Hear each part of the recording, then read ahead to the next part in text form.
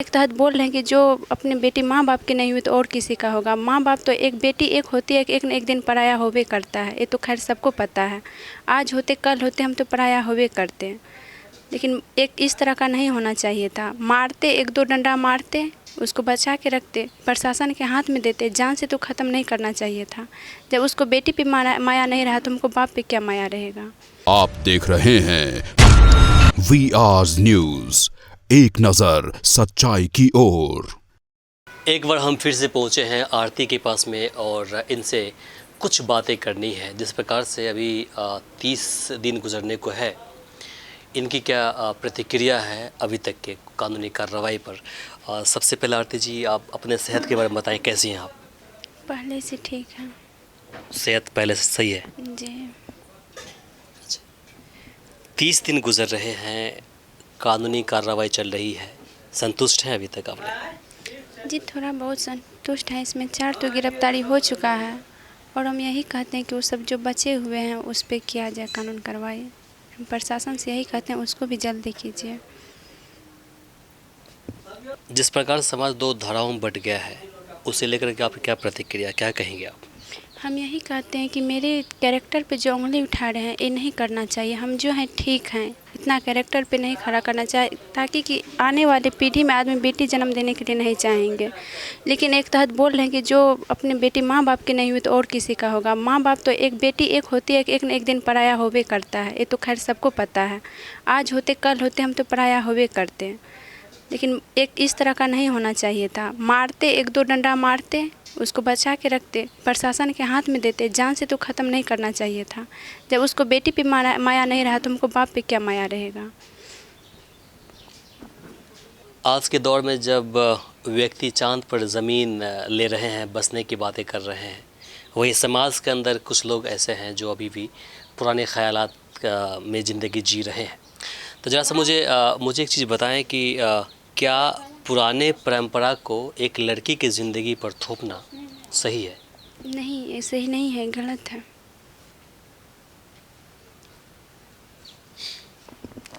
आखिर में आप क्या कहेंगी? आपके जो चाहने वाले हैं, जो ये चाहते हैं कि आपको इंसाफ मिले, उन्हें क्या करना चाहेंगे आप?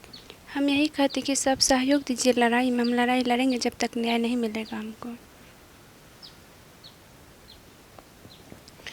तो अभी आपने सुना, ये आरती जी थी और जिन्होंने अपनी बातें रखी है। हम यहाँ पर 30वें दिन पहुँचे हैं आरती के पास में, यह जानने के लिए कि कैसी इनकी तबीयत है। चूँकि हमारे दर्शक लगातार इस बात को लेकर कमेंट कर रहे थे कि आप आरती के पास पहुँचें और उनकी ख़बर खैरियत लें कि वो कैसी हैं, स्वस्थ हैं या फिर किसी प्रकार की उन्हें दिक्कत तकलीफ़ें हैं।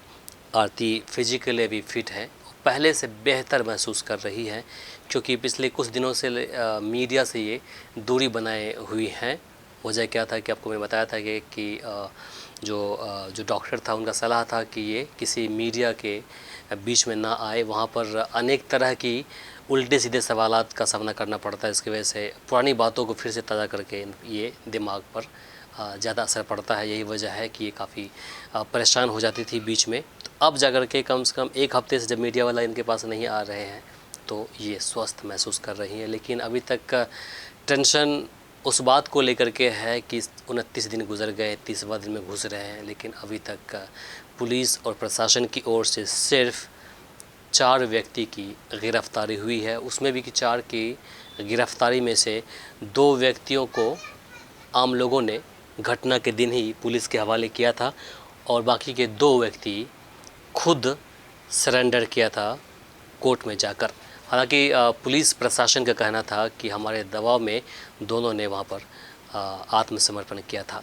तो हम यही चाहेंगे कि ये जो छोटू के जितने भी कातिल हैं उनको कड़ी से कड़ी सज़ा मिले और अविलंब सज़ा मिले। इसी बीच हमने जो छोटू के पिताजी हैं उनसे बातें की तो उनका कहना था कि अभी तक 29वें दिन ख़त्म होने के बाद भी पुलिस प्रशासन की ओर से जो संबंधित थाना है रानीगंज, उनके तरफ से जो सुपरविज़न का लेटर होता है, सुपरविज़न वो अभी तक निकला नहीं था और 2 दिन पहले ही सुपरविज़न डीएसपी के आदेश पर निकाला गया है।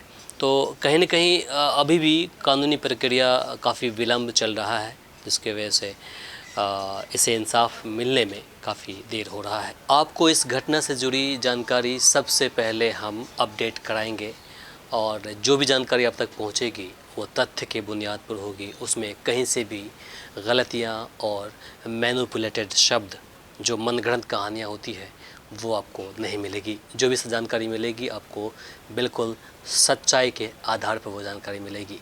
इसलिए हम चाहेंगे कि आप अगर हमें फेसबुक पर देख रहे हैं तो पेज को फॉलो कर लें, लाइक कर लें, और अगर आप हमें यूट्यूब पर देख रहे हैं तो चैनल को सब्सक्राइब करना बिल्कुल ना भूलें। बाकी अगर आप हमें ट्विटर पे देख रहे हैं, इंस्टाग्राम पर देख रहे हैं तो इसी प्रकार से आप उसे फॉलो कर लें। इस पूरे प्रकरण पर आपकी क्या प्रतिक्रिया है कमेंट बॉक्स में लिखकर ज़रूर बताएं। फिलहाल के लिए मुझे इमरान को और सहयोगी आज़ाद को दीजिए यहीं पर इजाज़त। नमस्कार। हमारे इस चैनल को सब्सक्राइब करें, साथ ही बेल आइकन पर प्रेस करना ना भूलें ताकि हर अपडेट्स आप तक पहुंचती रहे।